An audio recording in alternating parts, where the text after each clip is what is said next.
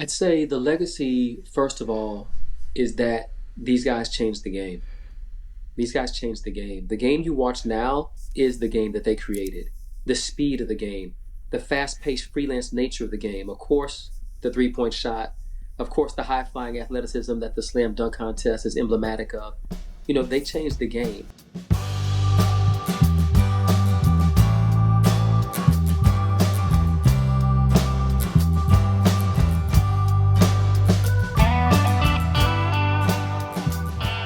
Welcome to Wait What?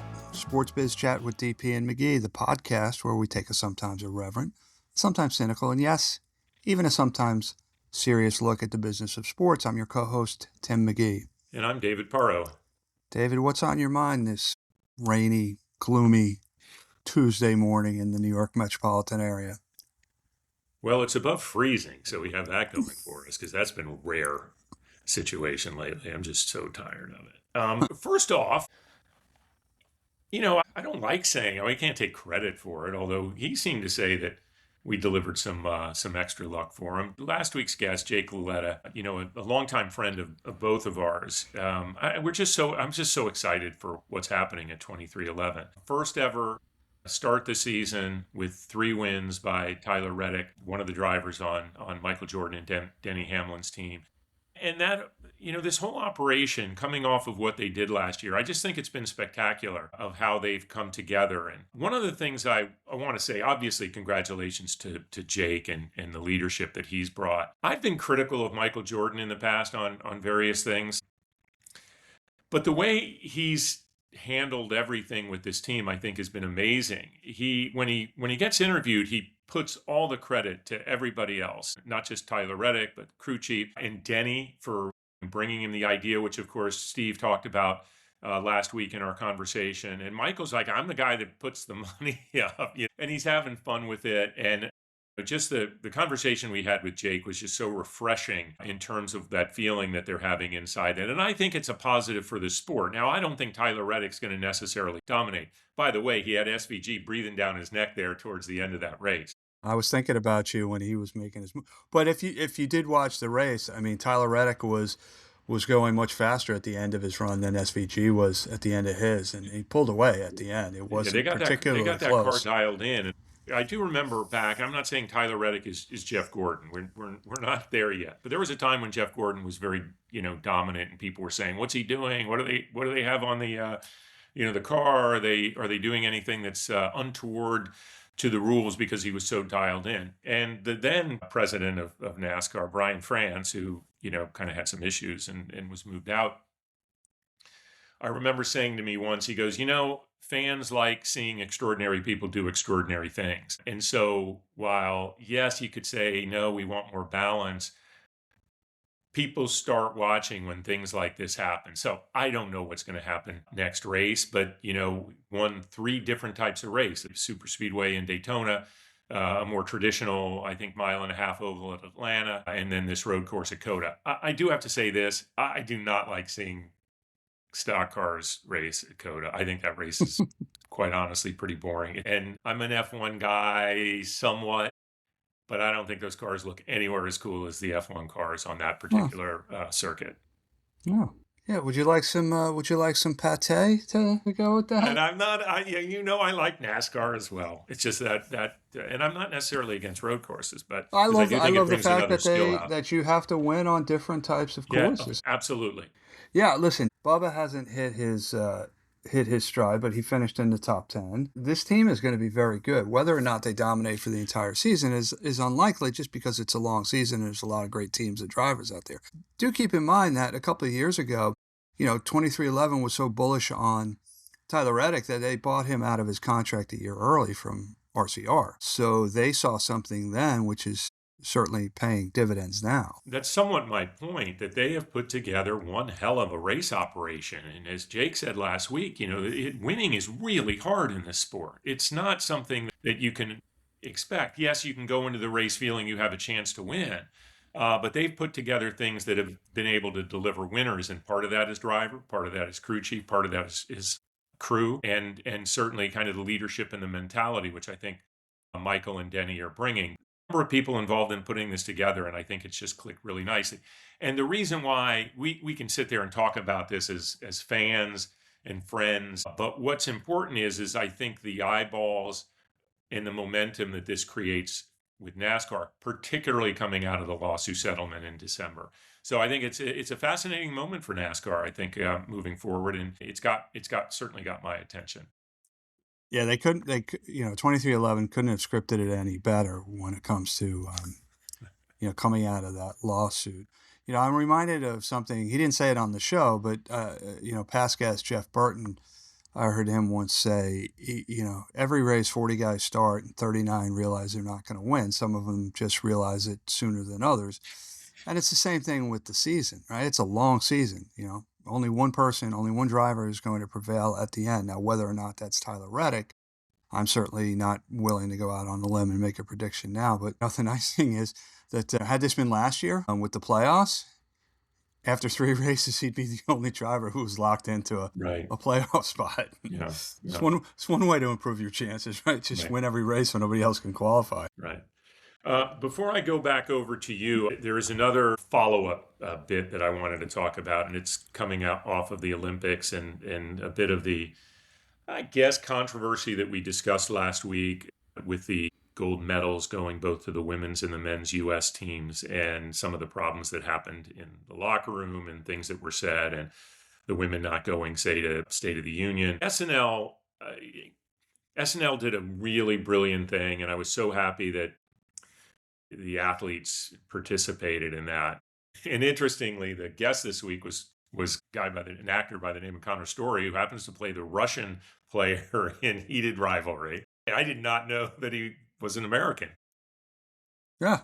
He does a really good job, I think, as the Russian player in that series. But Jack and Quinn Hughes, Jack being the one who had the golden goal in overtime against Canada, and were joined on stage with Connor Story by Hillary Knight and Megan Keller. Megan, who scored the overtime goal for the women's game, and Hillary Knight, the captain of the team, the all-time leading scorer in women's hockey, came together, and I just thought it was a great moment. And, I think that the Quinn brothers, particularly Jack, because so much focus was on him, probably had to deal with questions more than he should have, because in his post-game interview, he said what was on his mind about, this is for the U.S. and proud to be a USA hockey member and to play with this team, and this is a brotherhood.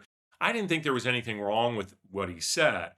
And he got obviously all the follow-ups about was it appropriate, and everybody was laughing at the joke that the president said when he was on FaceTime with the FBI director and the team in the locker room after. From everything I've seen, that family has never necessarily been anything but supportive of women's hockey. Not saying anything about the appropriateness or lack of appropriateness, I should say, of what happened. Just saying I thought this was a good moment. It was nice to see them come together, and it was really brilliant on an SNL part and Lorne Michaels' part to pull that off the way they did. Lorne Michaels, the Canadian. Yeah. When somebody, especially an Olympian who wins a medal, professes their love for their country, the fact that they love representing the USA in the Olympics, my mind does not go to, oh, that person supports the current administration or opposes the current administration. My mind goes to this person, to your point, speaking from the heart.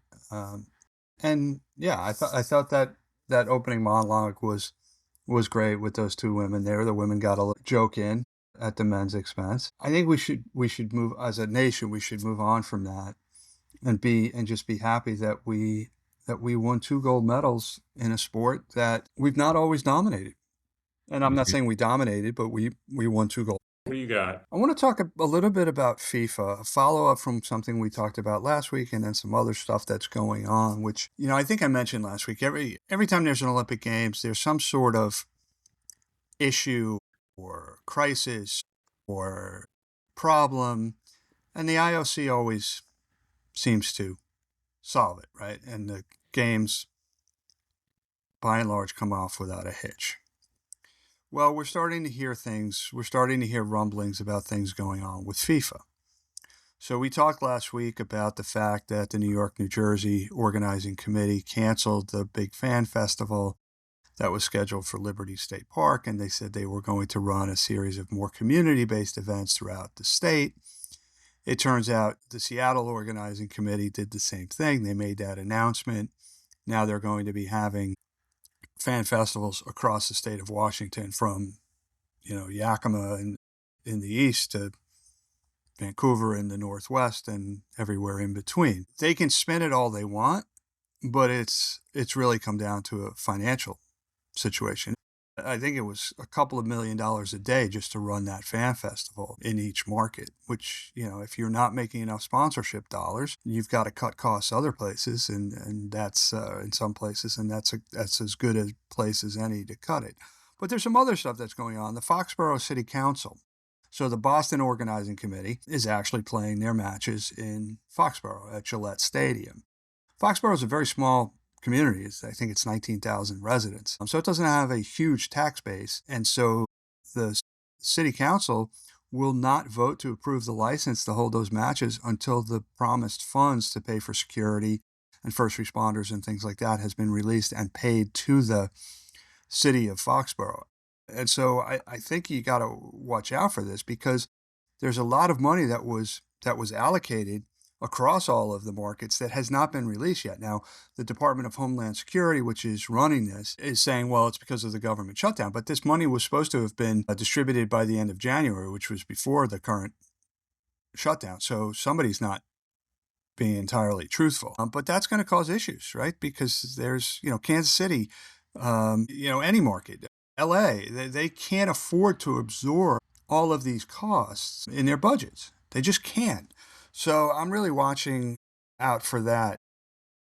Yeah, I don't understand the reason being given for why they haven't been distributed. It was part of the One Big Beautiful Bill, right? Yeah, the money's been allocated. Money's been allocated, and I don't understand. I mean, you and I, I think we're pretty good on our civics. We understand the way that things work, generally speaking. But even something that was so backed by the executive branch, meaning. You mean the FIFA? You mean the FIFA Peace Prize recipient, first ever? That was very heavily backed by the executive branch, and the pushing of the One Big Beautiful Bill. That these are one of these giant. It literally is called One Big Beautiful Bill, and they make sure that we know that all the time. That it was so loaded with different things, and no one's ever going to get all the way through that. But this funding, my understanding was through that, something that they supported. So I don't know if it's being withheld to. Like other things we're hearing, the new tunnel between New Jersey, the Gateway Project in New York, things held up for various other silly reasons. I haven't heard what those reasons are in this case. We can speculate based on other things that we've seen, but hopefully the blood will have dried from me biting my tongue before we post the videos from this. I would say we know more than people in certain senior roles in the government about civics. But anyway, The Athletic has just come out with an article. So Infantino has said that every match has been sold out, right? Overwhelming demand for these tickets. Every one of the 104 matches to be played are sold out. But now FIFA is sending out emails to people in their database saying, oh, we've got tickets for 64 matches, but you better hurry up because there's very few and they're going to go fast. So these high ticket prices, this uncertainty of certain things is starting to impact ticket sales. Yeah, it's too bad. There's obviously some of these stories are putting a bit of a negative veil over all this excitement that I think anyone, not just a global football fan, but any sports fan here in the States, to have this unbelievable event come to the U.S. and of course Canada and Mexico as well. We predicted that there may be some concerns whether it's protests, but now when I made the prediction about what the protest would be about, there may be other reasons that people are protesting. I mean, who knows? Can't keep up. Yeah, we'll have to keep watching it. What else? I want to talk about the winning by Paramount Skydance, which I guess is the official name now, of Warner Brothers Discovery, which Netflix was going to take a portion of that It had been not agreed to because it had all kinds of regulatory approvals to go through, but that they wanted a big piece of that. It looked like it was going to be done. And then after Skydance won, getting CBS and Paramount, the Ellisons said, we want this too, which includes, of course, HBO and all of Warner Brothers Studio and CNN, which is an interesting piece.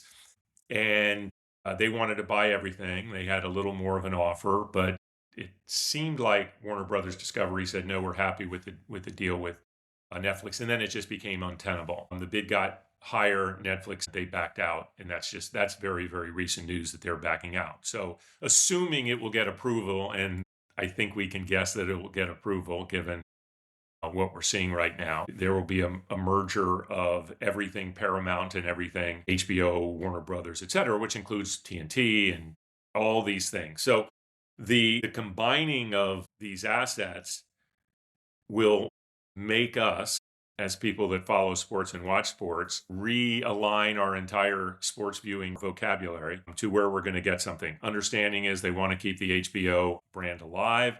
Maybe Paramount and Paramount Plus changes. We don't know. But this is all pretty fascinating. There will be a lot of major sports in the hands of this giant conglomerate. Most personally, because it's always got to be about me, right? Of course. You know, CBS and Turner share the rights to the NCAA men's basketball tournament. So that's obviously going to have implications, and which now whether or not the NCAA can get out of the deal in some sort of corporate action like this and then open it up, I don't know. We'll have to see. But we're talking about billions of dollars in rights fees over the course of the agreement. What do you say? Take a break? Yeah, very excited about the guests we have coming up. It's time for our guest. I think it's safe to say that both Tim and I have a vast appreciation for the creative storytelling side of sports. So it's always fun to welcome storytellers to the show. A two-time Emmy Award winner, Kenan Kamwanahali is an executive producer and the director of Prime Video's four-part docuseries Soul Power, the legend of the American Basketball Association. A four-year football letterman at Duke, Kenan began his filmmaking career at NFL Films, a revolutionary force in sports storytelling. The first African-American man hired at the company, Kenan was able to flourish under the tutelage of the legendary Steve Sabol. He went on to stints producing important documentaries at NASCAR Productions and ESPN. Kenan holds credits on some of my favorite 30 for 30 features, including I Hate Christian Laettner. And he directed a Redemption Song, a Spike Lee Lil Joints documentary about the 1974 Howard men's soccer team. Kenan is also the founder of Athlete to Artist, a mentorship organization that helps former athletes use principles learned on the playing field to transition into careers in production. Kenan, welcome to the show. Thank you, David. Appreciate it. Good to be here, Tim. Good to see you guys. I have to tell you before we start, because you, first of all, you are the second Duke football alum to be on the show. What? We had Keith Gill on the show. Okay. Previously, and I also need to say that I'm a Wake Forest grad. Okay. So there's that. And Tim, while he went to Cornell, for some reason, is a Carolina fan. Oh my God, Tim. So we like to cover those things off before with our guests. Yeah, thank you. Let me know who I'm dealing with here. Let me know who I'm dealing with. Well, listen, we Tim and I have had the chance to both see it, and we're both huge fans of what you've put together, Kenan. We're looking forward to chatting with you about that tonight, today and your career. But we want to start at a pretty high level. So as you took on this project, what did you go into it with as far as your overall objective? The overall objective when we went in was to get it made. I think you guys understand how difficult it is these days to get a documentary made for a big streamer like Netflix, Apple, and ultimately Amazon. And so our whole goal was to get it made. We felt that just the emotional side of it was that Coach George Karl was intimately involved with being the spark to this idea. He was the one who brought it forward and got Dr. J's first involvement via a podcast. That's how it started. I heard a podcast with the two of them together that my friend Brett Goldberg sent me, who also went to Duke with me. And we had a TV show years ago at Duke that when we were kids, teenagers running around Duke's campus doing a sports TV show. And so our ultimate goal was to get it made because the guys of the ABA, once I understood their story, were vastly undervalued. And so we took it on with a third partner, Todd Lieberman in Hidden Pictures, a really accomplished producer in the Hollywood scripted arena. And we took it on with him with the intent, we have to get this made. We got to get it sold. And so that was our whole mentality. It's like, what do we do to display the spectacular and soulful nature of this story to get it made? And we knew we had to balance those two things, the spectacular with the soulful, in order to have it be appealing enough for someone to say, yes, we're willing to go in with you guys on this. I am old enough to remember the ABA. I was a fan of the New York Nets growing up in the shadow of Nassau Coliseum. But there was so much I didn't know about the league and its players and its story. What was the biggest surprise for you and your team about the league that you discovered while you were researching and making this documentary? I think the biggest surprise came about midway through the development process when talking with some of the former ABA players. And they informed us that they had actually played games against the NBA. And I thought they meant, when they said we played against the NBA, I thought they meant, I was like Tim and David, I thought they meant summer league.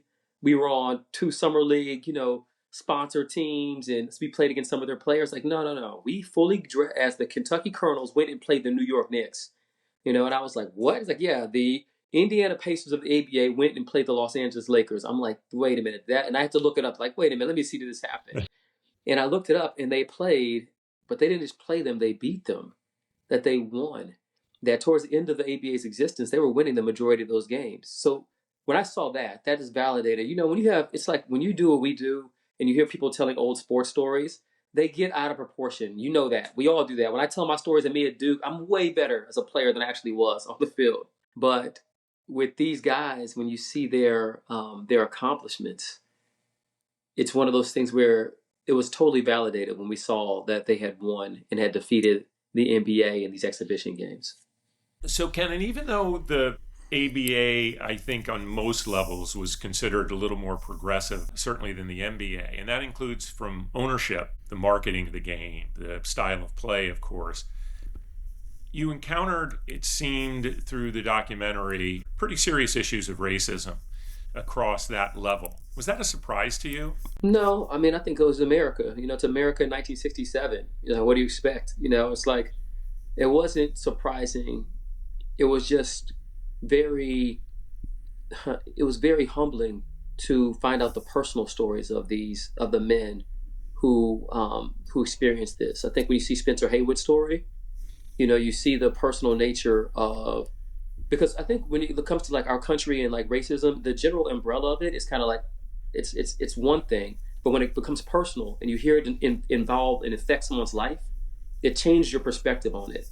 And so I expected it because I knew it's America, it's 1967. But when Spencer Haywood told the story of his negotiations with the owner of the Denver Rockets, they were called at the time, the owner of the Denver team, and you hear that story in episode 2 of him talking about how he was disrespected, belittled, he and his attorney, he and his agent, and you start to understand that there's personal ramifications for what's happening in the country.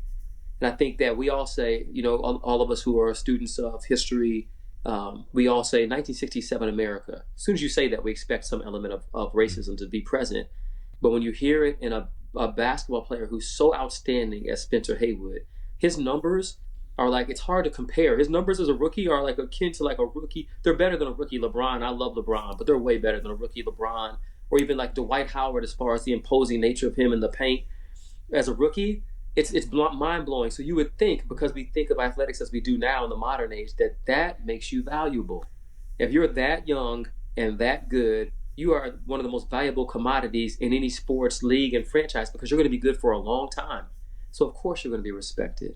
Of course you're going to be honored. Of course you're going to be paid what you're worth. And so to hear the level of which that was incongruous to how he was disrespected given how good he was, it really makes you think, dang, like it makes you sit in a different level of, and that was racism, that was classism. It was more than even just racism. It was a principle that we took on in the series was that the folks who had power at this time really didn't respect the youth.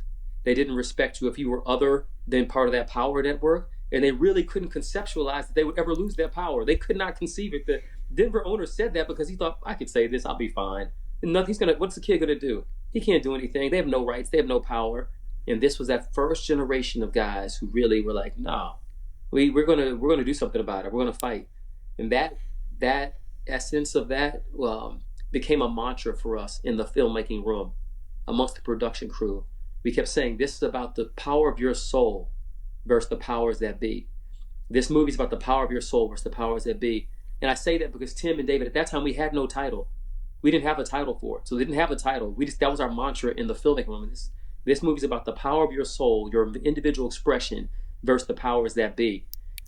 And eventually that grew into being the title of the entire series. Yeah. Before I ask the next question, I think why I found that part about Spencer Haywood so disturbing was because prior to that, you talk about how the ABA was different. There was sort of an unspoken cap of 2 African Americans on an NBA team.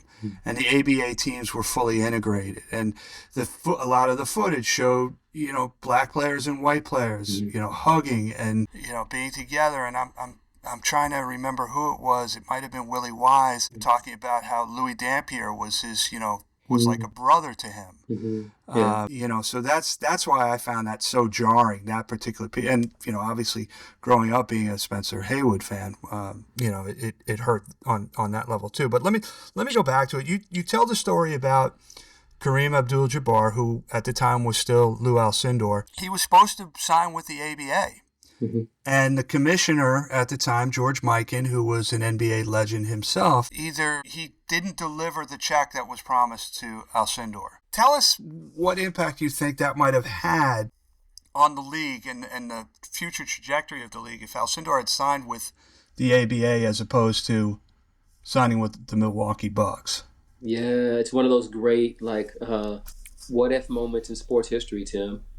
I mean, because we all know what Lou Alcindor represented at that time period in the late 60s, early 70s, as far as just the pure athleticism, the genius of his moves, his skill level. To watch him, and one thing I love about this documentary is I never got to see these guys in their youthful prime. There's something about seeing a great basketball player at 19 years old, at 20 years old. Like Alcindor's leaping ability, his quickness, his speed, I never really had seen that. And now I get it. As soon as I saw it, I'm like, I get it. I see why he was so dominant at UCLA. I see why he was what he was. I think if he had come to the league, it would have totally shifted the power because he was so much further ahead than the other people playing basketball at that time. He was so much better that I think it would have shifted the power to the ABA and would have totally changed the trajectory of how that merger happened, how the leagues came together.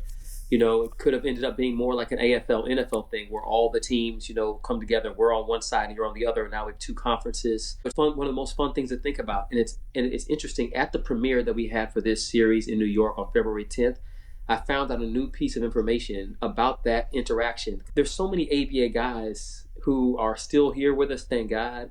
And one of them, Pink Gardner from the Kentucky franchise Colonels, he was like, I know someone who was involved in those meetings. And the word is that in the end, Mikan told him before when he had the check and he was supposed to give to Lou Alcindor, there's a $1 million cashier's check. That's the difference maker. That's going to make him come to the ABA. And he said in the end, Mikan just said, you know what? I thought about it. Our offer is good enough as is. Our yearly offer, we just don't need it. It's like, we're wasting this money, guys. We just don't need it. That was his decision he made. So that's just from another third-party source. There's so many folks who have inside information on this, but I thought it was amazing that one person's decision to keep a check in their pocket changed the trajectory of basketball history. Make a point to the audience that he wasn't the ABA commissioner for much longer after that decision. Well, that was definitely an interesting part. I grew up as a huge UCLA basketball fan, so it was a little after Alcindor had moved on. Tim and I are both old enough to remember just how dominant and amazing and game-changing it was when he came to the Bucks.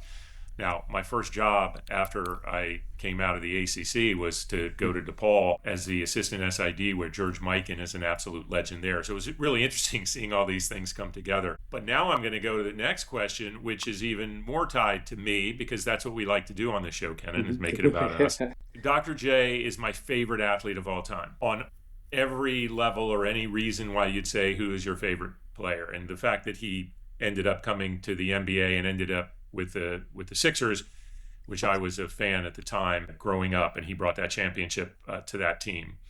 For those that haven't seen the documentary yet or weren't aware of this, talk to us about Doc's influence on the game, but really how seminal that moment of the slam dunk contest was, which was, I mean, that was like Space Jam stuff then, right? Yeah. So talk about what that meant for the ABA. Yeah, I just love the players' recounting of that because it's interesting. It was the Denver Nuggets team against the All-Star team. The money in the league had come to a point where it was such the finance had become such a strain that the Nuggets played against the All-Stars. So all the Denver Nuggets were there. So we talked to a number of them, from Chuck Williams to, so many different guys, Ralph Simpson. And Ralph Simpson said at that moment, they remember, because before he does the dunk, you see him walk to the free throw line and start walking backwards with big, long strides. And they said that moment that Ralph Simpson turned Chuck Williams like, he's about to go from the free throw line. That's when there's like, no way. There's no way. Just that it's similar to what I was saying about seeing these guys in their prime. I love Dr. J, but I didn't understand Dr. J till doing this series. Because when I saw young Dr. J and the span of the hands, the magician type manipulation around the backboard, what he could do off the backboard, the unstoppable nature of his game, and to see him in his youth, it's mind blowing. It's like really like we spent days in production where we were supposed to be editing Act 3 of Episode 3, and we're just like, have you look at this, click on this, watch this game, because we had full games at times of him. Yeah, even before he was with the Nets, we had full games of him in Virginia when he's 21 years old. And I'm like, you got to click on this. Go to 1852 on the timeline. Look at this clip, and we'd be sitting there watching this, amazed. So just I haven't really seen anybody else be such a poet in the way he played at that time. He's almost regal in his bearing. Yeah. And the charisma that he has. It's one of those things where there was 10 guys walking around this earth without any cool, because Dr. J had it for all of them. Right. He got back in line 2, 3, 4, 5, 6. Right. Yeah. And he still is, when you're with him now, he still has, like you said, Tim, a very regal air to him. There's almost like it's almost like a somber nature to him, where in interviewing him too, one thing I got to see was like, he talked about being a kid growing up in Hempstead, Long Island, and he talked about just his childhood and things that he experienced. And you can tell it's hard to be that famous, that cool, and be that regular when you start talking. When you actually listen to him, he's very normal. He's like a very normal person who is very affected by things. And so that was the coolest thing to get to see about him. That's why I think he's so magnetic. I grew up in a very mixed community right next door to Dr. J's hometown. So to me, he wasn't a black hero. He was a hero who happened to be black, right? So we, and I will say this, he was my second favorite net. You talk about John Williamson during that final ABA game. Super John was my guy. That was the guy I tried to emulate, because I was never going to dunk a basketball, let's put it that way. That was probably why I chose him over Dr. J. But yeah, but we looked up to Dr. J because he was a guy from where we grew up. And Super John, I'm glad you said that name. There's so many players like Super John Williamson and I consider myself to be really well informed when it comes to sports history. I was always that nerdy kid who had all the sports calendars and sports almanacs and would just sit there on Saturdays and read through them and read all the stats, and I thought that was fun. I never heard of a lot of these guys. I never heard of Super John Williamson. I didn't know what he did in that final decisive game of the ABA, and how he had really, been unstoppable in that final game. Doc gets a lot of credit, but he'll be the first to tell you it was Super John Williamson who was the driving scoring force. I was telling David before you came on, I did some work with Bobby Jones, who you feature in Episode 4. And this was probably 20 years after that game. And Bobby was still visibly, sort of angry. We were up by 24. We had those guys, and it was one of those things that it was going to stay with him forever. I love that because you can see the passion in Bobby Jones when he talks about that. And those guys all said, Dan Issel's a great example, that the feelings we have for those games and those teammates, We didn't feel that way about our time in the NBA. We played in the NBA for years and years, but it was never that same type of like this magnetic attraction to the importance of the games, the importance of one another as teammates and brothers. There's something about the ABA that was special to even guys like Doc and guys like Gervin and Gilmore, who had great NBA careers. But there's something about that ABA time. There was a couple times during the show you brought in the Indiana Pacers team into a room and they looked at photographs and they sat down and talked about their experience. And you could sort of feel that camaraderie 50 years on between these guys. Yeah, that was one of those moments that's a risk as a filmmaker. I had that idea, something I've never done before in my career. We called it experiential interviews. So instead of just sitting someone down and asking them questions and letting them kind of go back, we made a point of, we had 10,000 never before seen photos. We found a great collector of ABA photos, the biggest ABA photo collection of all time. We had great footage of never before seen footage. And I had mulled with this idea and wrestled, could we create a different interview experience where we place people back inside of the time capsule, almost put them back in time. So when you see the Indiana Pacers and they walk into that, it's a beautiful cigar bar in downtown Indianapolis, and they're together, and we open the doors for them. There's a huge part of this bar. We had thousands of photos hanging from the ceiling, hanging down, where they had to walk through. It's like walking through a mural, and they had to walk through the mural. And we really debated about that. I actually called one of my filmmaking partners named Ben Tischler, and we were on the verge of shooting the first day, and I was thinking of scrapping that idea. I hadn't really seen it but done before, and I didn't know if we could pull it off. And I told him about it. He was like, "You got to do it. You got to take the risk. You have to take the risk and try something new." And it turned out to be the stamping, defining emotional characteristic of the series, because when Rick Barry walks through with his Rick Barry attitude, and he walks through those pictures, and he's like, "Oh yeah, that's a good one. Oh, that's a great one to be shooting. Nah, I don't like that one. Nah, that's crap right there." He's like, "Oh, but this one's a good one." Like, he's just being Rick Barry. You see right away their personalities start to come in. You see them. Like Spencer Haywood sitting there. We had film for Spencer Haywood to watch himself. When he's watching himself play, that's one of my favorite moments of the series. When he's watching himself like a fan, he's like, "Yeah, go boy, that's how you do it. They can't stop that." Like, he's watching himself, cheering himself on. That just brings out so much emotion. And Dr. J, of course, is the defining image, the beginning, the very first image. And I learned this partly from Steve Sable at NFL Films and partly from the 30 for 30 team, but make a full circle in your movies and your series. So you'll notice the very first image of the movie, of the series, is the very last image also.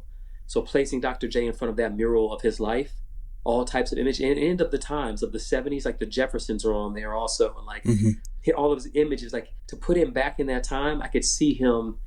You could see a different experience with him when he got to step into the experiential interviews. Wow. I want to talk a little bit about the piece you did on Ellie Brown, wife of John Y. Brown. But after the story, I would prefer to say John Y. Brown was the husband of Ellie Brown. I love it. Because she did something that was truly groundbreaking in a groundbreaking league. So tell us why you chose to focus on her and her story building a championship team in Kentucky. Yeah, I thought it was parallel. It was a parallel to the times. That's one thing that 30 for 30, if you watch the movies that they've done, that they really hammer into you. That team of Connor Snell and John Dahl, Libby Geist there at ESPN, who I all got to work with this team and grow further in my career under them. And the folks who originated that series, including Keith Clean-Scales, like that team found something that changed sports documentaries forever. They were able to tap into the cultural connection between sports and our society, and finding that connection is the magic. That's the magic that makes people feel the movie deeply, because we all love sports. All of us who come to, we love sports when we come to these things. But when you say, "Oh yeah, I remember America was like that at that time," now you're talking about community, and sports is just the vehicle that's driving you through the community. And so when you look at that time period, this is, by the time she comes in the story, it's like the early 70s, 1972, 73, 74, in that range. The women's liberation movement is really kicking into full stride, and that's happening in America. But could it be happening in sports at all? Well, as far as I had known, I had no prior knowledge of that having any effect in sports, really, besides Billie Jean King and that famous tennis match. And so when I saw her story, I was like, this is too good. Like, this is too good. The more we asked, the more we found out about it, and the more we asked about the effect that they had. Like, what was their effectiveness of Ellie Brown taking over a team, being given management control, and then hiring a board of directors of all women, 10 other women, to take over a basketball team, a sports team. What effect did they have? That's what I wanted to know. Like, it's nice. The story's nice in general. If that happened, that's cute. But what effect did they have? And when you find out that they were able to unlock the missing ingredient to winning a championship on one of the best franchises in the ABA history, the Kentucky Colonels, who had never won a championship, and you hear the players talk about, like, they unlocked for us the exact thing we needed. The only thing we were missing was a full Coliseum. We had the coach, we had the players, we had the scheme. We just needed the fans in our home games to be packed and full, and that would send us over the top, and she was able to do that. I think that story just makes her a unknown sports legend. The fact that she's featured in it, that moment when she comes in the room and she's interviewed her quite a bit with her son, that was incredibly emotional, I thought. And I'm so happy that she's able to experience that because of the effort that you and your team have made to produce this. So I hope she appreciates that as well, because I just thought that was an amazing moment in the film. Yeah, you could tell she did, and she was just such a, it's like a southern belle, just such a lady of the South, and she had such a, you talk about like a decorum about her and such a ambiance about her, because she carried that kind of that dignity of what she'd accomplished, and we felt the urgency that we needed to capture her and others like her at that time. And she's one of the many participants in this documentary who've passed away since we finished filming. And so to have captured her story at that moment, and she's still so bright and sharp and alert and so feisty still, that we were able to capture it. And that's one of those things I just get thankful for as a storyteller, because I think at times, you guys understand this, that at times you feel a burden as a storyteller to, this may be the only time this person's story gets told in this type of full nature. And I felt that with her. And so to be able to capture her story before having her no longer be with us was really one of the things just gives me the most contentment and satisfaction about this series. Well, there were a number of points in the series that I think hit this, but it was one very, I think, profound one that just showed how much these people that were involved, and a lot of the people that were involved in it, just loved what it was, and she loved that team. I felt like she really loved that team. I'm a big fan of sports broadcasting. We talk about that on this show quite a bit. As someone that follows broadcasting, I certainly knew that Costas had deep St. Louis ties. I didn't know that he really got this big break working for the Spirits of St. Louis as the ABA announcer he was maybe 20 or so, 20, he's super young. How much can you attribute what Bob Costas became to his experience working in the ABA? Clearly, it was a very important part of his training. Yeah, I love that question, David, because we talked about that, and we talked about that with him. Because I was challenging he and George Carl and Dr. J about this. There's something that's been left over with the guys who are part of the ABA.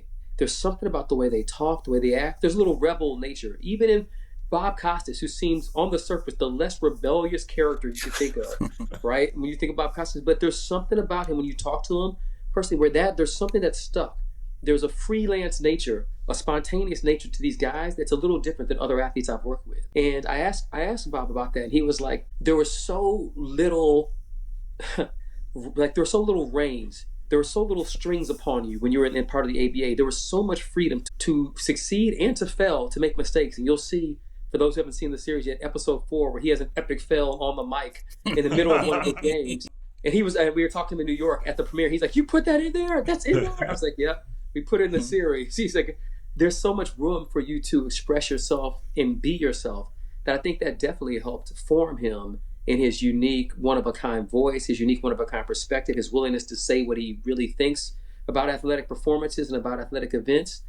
And so I think it was critical in shaping him. And I love for younger viewers, and we had a number of young people on the staff of this film, I love for viewers to be able to see Bob Costas at 22. Before he's a legend, before it's guaranteed and written in the stars, he's going to be this great thing. I love seeing these icons at the most unsure moment of their lives. He clearly, even at that young age, had a gift. I mean, he is a gifted broadcaster. There's no other way to say that. Yeah.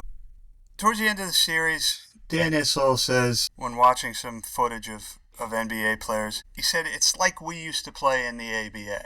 And there was comparisons made a couple times throughout the series about how the style of play in the NBA is very similar to the ABA. What would you say is the lasting legacy of the American Basketball Association? I'd say the legacy, first of all, is that these guys changed the game. These guys changed the game. The game you watch now is the game that they created. The speed of the game, the fast-paced freelance nature of the game, of course, the three-point shot, of course, the high-flying athleticism that the slam dunk contest is emblematic of. You know, they changed the game. But secondarily and more subtly, I think what you see is they changed the way players are viewed in sports in general. The idea of players having individuality, an individual type of stamp to themselves. I mean, Dr. J, like you said, I've talked to so many people from different states in the United States who've reached out to me, talked to me, of all different races, ages. Like, that's my favorite guy of all time. Well, he was one of the first guys to stamp his personality on the way he played. As much as you love the Celtics team to the 60s, and those guys who were great players, from Havlicek to Sam Jones to Russell, they played as a Celtic. They were part of the Celtic lore. If you look at them, they all look the same, dress the same. This league created an individuality that defines sports now. Sports now is built of individuals who are willing to express themselves and be themselves, and they may not even realize that grew out of this one sports league called the ABA. There are so many things in this docuseries that we could go on about. I do want to switch subjects just for a second. As we mentioned in the introduction, NFL Films was part of your training ground, and Tim and I will tell you that was a weekly part of our lives growing up, just what was created there and its legacy today. Talk to us a little about Steve Sabol. Yeah, Steve was great. You know, Steve was a former football player also, which I didn't know before I got to NFL Films. He played in Colorado as a fullback. He actually was a backup who took out a newspaper article about himself. He made his own nickname up, and he called himself, like, what was his nickname? It was like Mayday Sable or something like that. He had a whole thing. He didn't even play. But he had he took out a whole article in the Colorado paper about like people talking about him, but it's his article. He made it. So he was a consummate showman, the consummate artist too.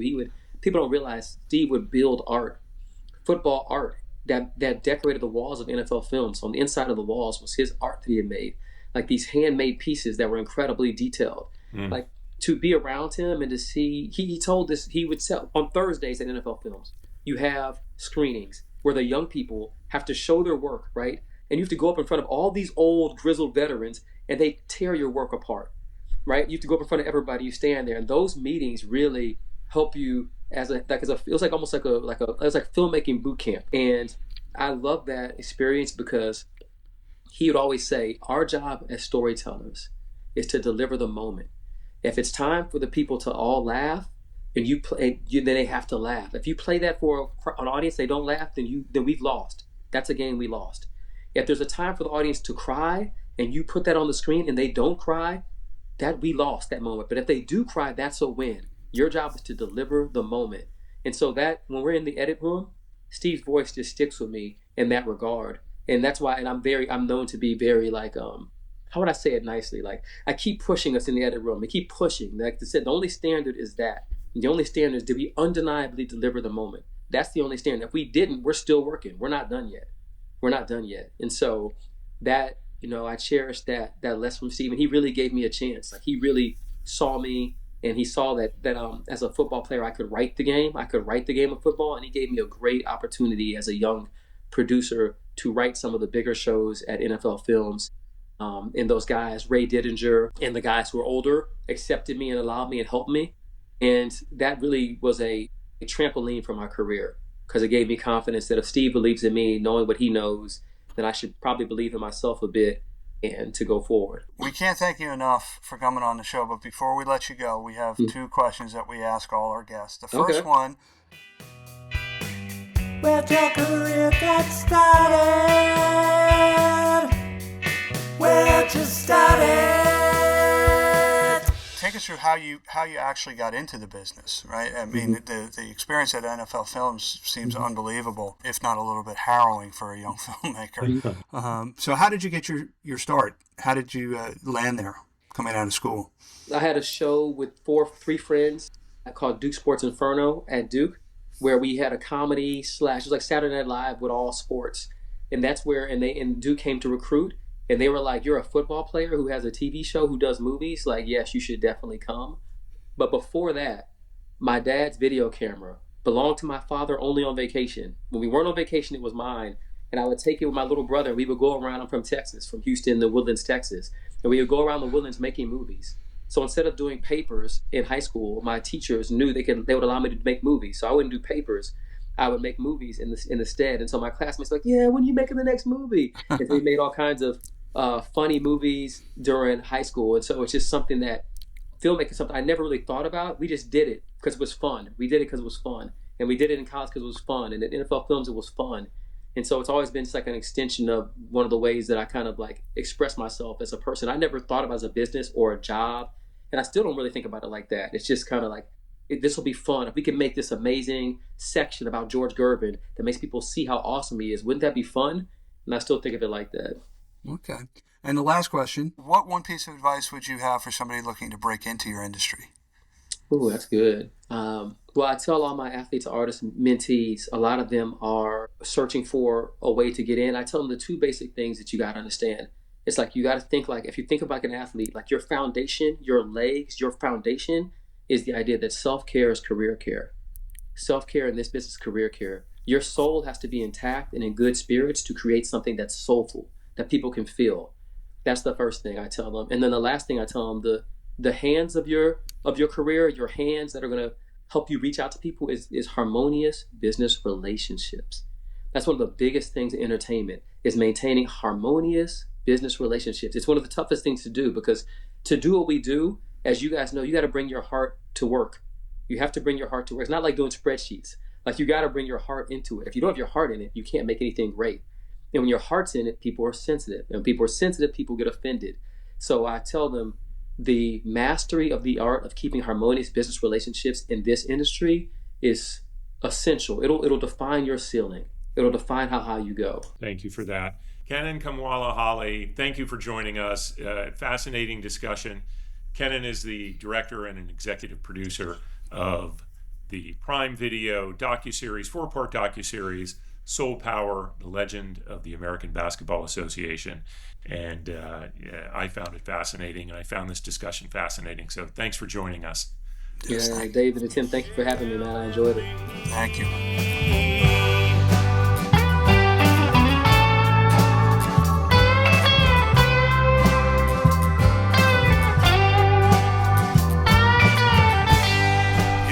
What an unbelievable discussion there with Kenan. I tell you, we might have to open up one of those offshoot ideas that we talk about from time to time. Wait, what? Sports documentary chat with DP and McGee. Super great discussion, and glad we had him on here.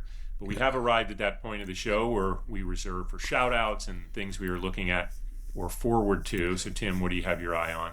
Well, a couple things. One, I want to see if Tyler Reddick can make it 4 in a row. I have to imagine that there's probably been a bump in NASCAR viewership, which is great for this season. But this Friday, our president is going to be chairing what is called a college roundtable to solve the problems of college athletics. And he's got a number of different people on this committee, and I'm very interested to see what comes out of it. Let's just say I'm not overly optimistic that they're going to be particularly effective in affecting change within college athletics. What about you?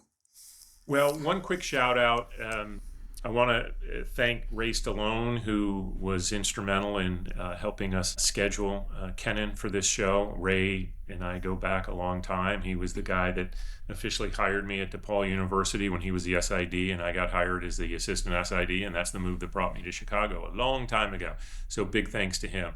Agree, I think this story with the saving of college sports will be an interesting one to watch. One other legal case, and because we talk about that stuff a lot, that just came up, is the Live Nation and Ticketmaster antitrust suit. Live Nation, of course, owns Ticketmaster, and there are some people that feel that is too much power to be placed. And so not only we're talking about entertainment events, which most people equate with Live Nation, but because Ticketmaster's strength across all of sports and what that does for pricing, these things do need to be looked at from time to time. So that will be an interesting legal case to follow over the next few weeks. I don't know how long that particular court case is scheduled to or expected to last, because you never really know, but we will see how it moves through. So I think we are wrapping this episode 149. Once again, 𝘚𝘢𝘵𝘶𝘳𝘥𝘢𝘆, a director and an executive producer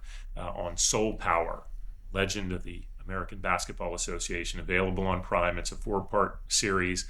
Watch it. If you like hoops in any way, including current NBA or college ball, or just have a great respect for the game, watch it. I think you will be impressed. He did a great job pulling that together. So that's it. Tim, thank you for the always great discussion. Mostly, thank you to the listeners. We appreciate you spending a little time with us. Be sure to hit that follow, hit those likes and subscribe buttons. Anytime they pop up, it helps with everything we do here. And of course, be sure to check us out at dpandmcgee.com. That's where you can find all the links to various other content. So with that, until next time, I'm DP, he's McGee, and we'll talk soon.